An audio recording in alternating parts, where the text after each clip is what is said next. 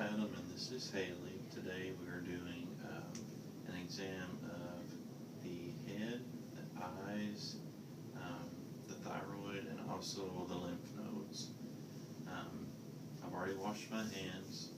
I've introduced myself to my patient. To begin the exam on the head, you're just going to explain to the patient that you're going to be observing their scalp. You're going to be looking at their hair. You're going to be looking at structures for symmetry as far as their eyes, cheekbones, some symmetry of their ears, of their jaw. You also want to make sure that it's okay to palpate and touch their scalp and their face. This is a very sort of in-your-face exam as far as your interpersonal space, so you just want to make sure it's very clear with your patient. The first thing we're going to do is just observe the scalp and the structure of the skull. The skull is round, appears symmetrical, the ears are symmetrical and in line. Inspecting the scalp, you're just going to palpate. Ask the patient if there's any tenderness while you're palpating. No. You want to part the hair, look for scaliness, dryness, looking for cleanliness of the scalp, looking at the hair itself for dryness, the integrity of the skin of the scalp, the integrity of the hair follicle. Okay. Alright, then I'm going to look at my patient's face. Looking directly at my patient, again, the ears are symmetrical, the brow line is symmetrical, and the hair is evenly dispersed. Looking at my patient's eyes, they are in direct correlation with the other. They're symmetrical. The outer canthi of the eyes are in line with the pinna of the ear. The nose is symmetrical with the face. The nasal labial folds are symmetrical. The lips are symmetrical at rest and also when speaking. And then the jawline is symmetrical. The neck is supple. Shoulders are in line. I'm going to get a little bit closer to my patient and look at their eyes. Could you close your eyes for me? The eyelids, the skin integrity, or the skin is intact. The eyelashes, they extend outward and upward. They are full and dispersed evenly. And then, could you open your eyes again for me? Okay. Now I'm going to grab a pen light. We're going to look at the patient's sclera and also their pupils, also their conjunctiva. So, I'll have you look just straight ahead at that cross on the wall there. You just want to look at the sclera for clarity. Have the patient look up and to the left, up and to the right, and then down. I'm going to open your lid up just a little bit. Blood vessels look healthy. The sclera is white and clear. I'm going to ask you to look up for me. I'm going to look at your conjunctiva now. Conjunctiva is pink. It's moist. The skin is intact on the lids. We're going to do the same thing with this eye. I'm going to have you look straight forward. The sclera is clear and white. I'm going to have you look up and to the left, up and to the right, and then down. I'm going to move your lid up just a little bit. Down, please. Okay. Then we're going to look at the conjunctiva. And it's pink and moist as well. Let's see. Moving along with the eye exam still. We want to talk to our patient about their visual fields as far as how their peripheral vision is. So to do this, I'm going to have my patient cover their left eye with their left hand. I'm going to do the same on my right side. This is testing our peripheral vision. I want you to tell me when you see this pin, the tip of it, coming to your peripheral vision. There. Okay. And then we're going to do the same thing coming up from the bottom. Look straight ahead. Look right into my eye. Yeah, or I saw it. Okay. And then we're going to come from the top. Look straight in my eye. Now. Okay. Now we'll check the peripheral vision in the opposite eye. So we're going to switch hands and look straight into each other's eyes here. We're going to come across the lateral side. And you tell me when you see the pin. Now. Okay. Coming down from the top. Look straight ahead. Down from the top. Now. And then up from the bottom. Now. Okay. So our patient's peripheral vision is intact. Now we want to, let's see, look at our patient's pupillary response. And we're also going to look at our patient's pupils. I'm going to dim the lights just a little bit for this. Let me see if the camera will still pick that up. Let's see.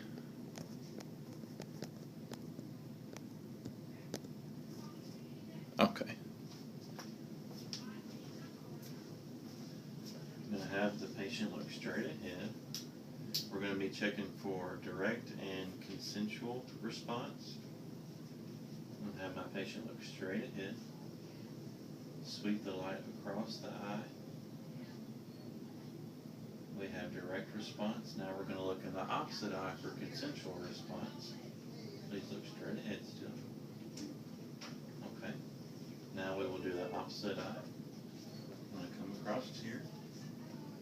We're looking for direct response. And now we're going to look for consensual response in the opposite eye. Okay. Consensual and directional responses were elicited. Let me turn the light back on here. Just looking at the patient's pupils, they are round. They are in the midline. Let's see. They're around 3 millimeters, which is within normal limits, 2 to 3. Let's see.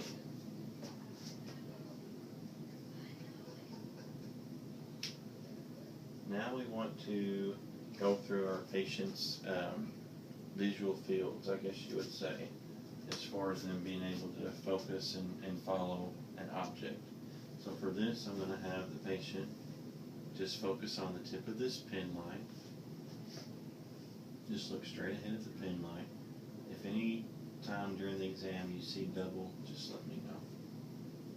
So we're going to go lateral, just follow the pen light. And then up,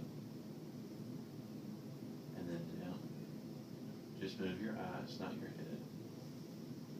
Let's start again. Just focus on the pen light. So we're going to go out, and then up, and then down. Focusing on the pen light, we're going to go the opposite way, and then up, and then down, and then back to the middle, and we're going to go towards the patient. Okay. Going to dim the lights again here.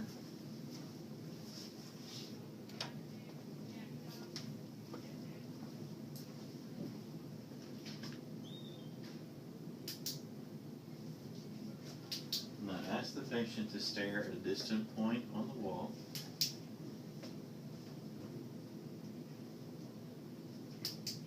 And then look at the tip of the pen light. Okay, now look at the pen light. Alright. Now we can see that accommodation is intact. And I'm going to go ahead and switch to the ophthalmoscope.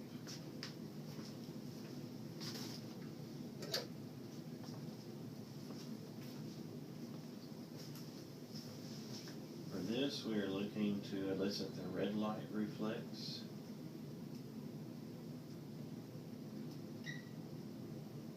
Okay. For this, you have to get in pretty close to your patient. The light is really bright, so you want to let your patient know that, and then also explain that if they need to have a break because of too much tearing, or if they just need a break because it's uncomfortable for them, that they can have that break. And then following that, you can finish your exam. So you want to have the patient just sit relaxed, and it's preferable if you're at eye level with them. I'm actually gonna, I think I can leave my glasses on. Just have the patient look straight ahead. It's better if you're at an angle, because you're gonna want to look at the back of your patient's optic wall, and then sort of at the four corners of their pupil, so that you can look for blood vessels, and like I said, make sure you see that, or at least at that red reflex. Okay. So I'm going to place my hand on the patient's head just for stability, and have the patient look straight ahead, right eye to right eye.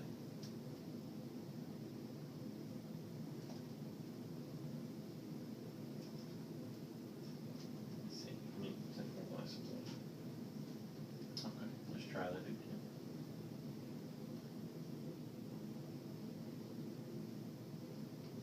Okay, we listen to the red response, or red reflex.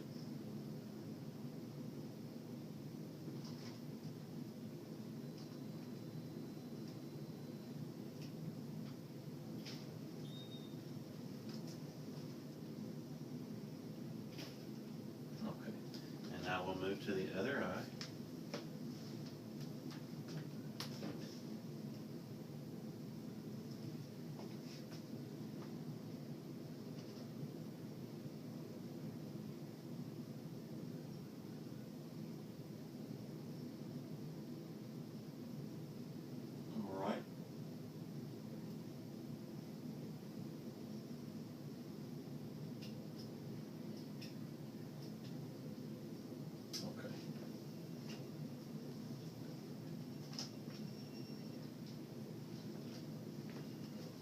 Put this away.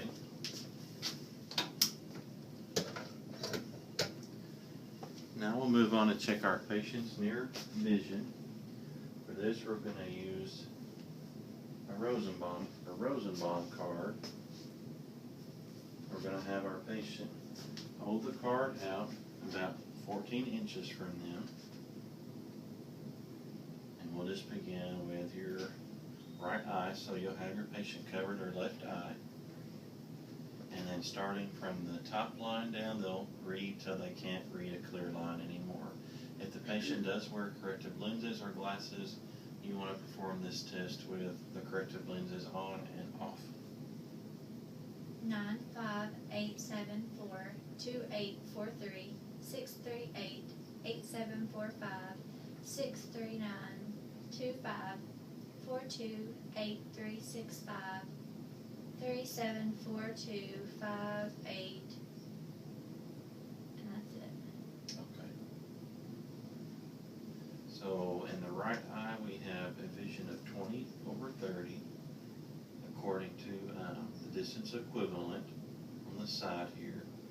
So now we're going to do the same for the opposite eye, and you had that probably held up. Bless you. Excuse me.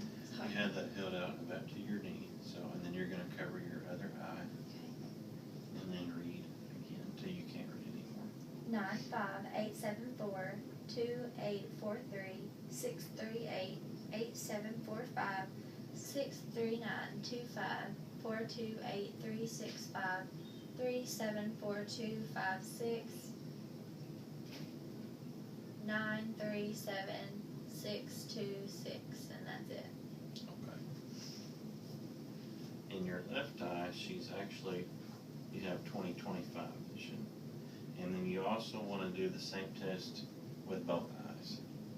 9, 5, 8, 7, 4, 2, 8, 4, 3, 6, 3, 8, 8, 7, 4, 5, 6, 3, 9, 2, 5, 4, 2, 8, 3, 6, 5, 3, 7, 4, 2, 5, 8, 9, 3, 7, 6, 2, 6.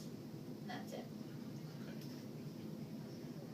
So we have 20/25 according to the distance equivalent for both eyes. So we would want to record and document that. And that finishes up that part of the eye exam. that part is pretty lengthy, so you want to make sure that your patient is comfortable and they don't need a break or anything. And I believe that covers that part of our exam. We've elicited the red reflex. We've looked around at the patient's pupil. We've examined their sclera, their conjunctiva. We've looked at their scalp and their facial symmetry. Now we want to move on to look at their lymph nodes, and then also we want to examine their thyroid. So, having washed your hands, and again explain to your patient this is a very sort of touchy exam. You want to let them know that you're going to be using the pads of your fingers to examine their lymph nodes using circular motions. So you want to make sure your patient's relaxed and sitting in a upright position. Looking at your patient, you want to simultaneously palpate the pre-auricular lymph nodes. Now, you don't want to really find anything when you are examining the lymph nodes. You should, if you have a normal exam, maybe not palpate any lymph nodes. We're just really looking at geographical landmarks for the lymph nodes. So we're looking at the pre-auricular here, parotid here. We're going to move to our post-auricular here, and then move back to the occipital. And you can palpate these easier if you ask your patient to tilt their head back. It loosens the skin. Okay. Then we're going to move down and examine the submandibular and move up to the submental. We've got our post-cervical.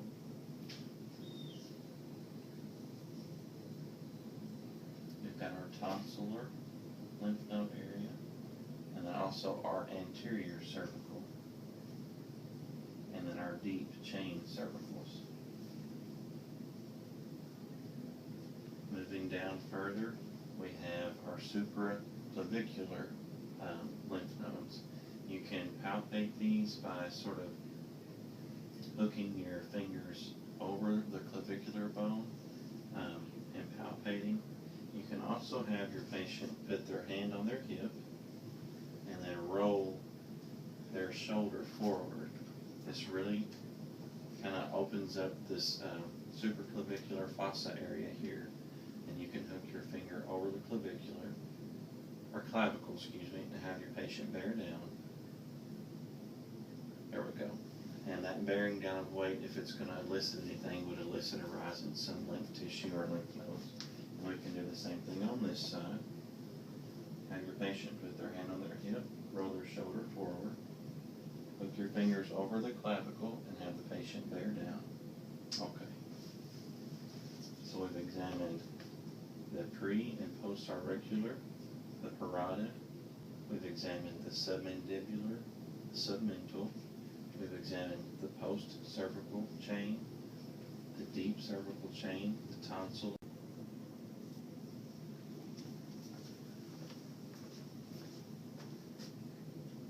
the anterior, and then we've also examined our supraclavicular, infraclavicular, and then our central and lateral and subscapular lymph nodes.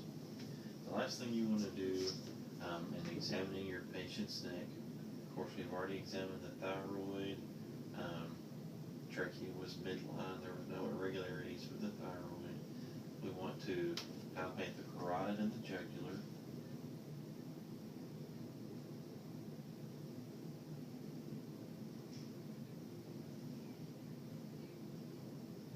No thrills.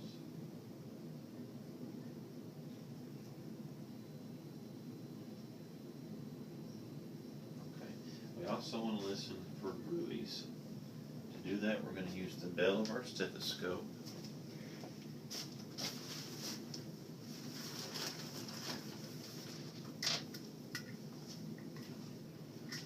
And ask the patient to hold their breath while we're auscultating.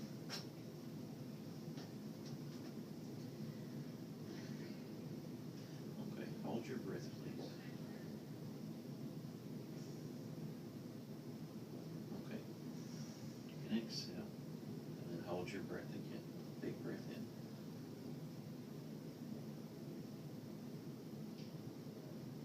Okay, and then you can breathe out. And that should conclude our exam.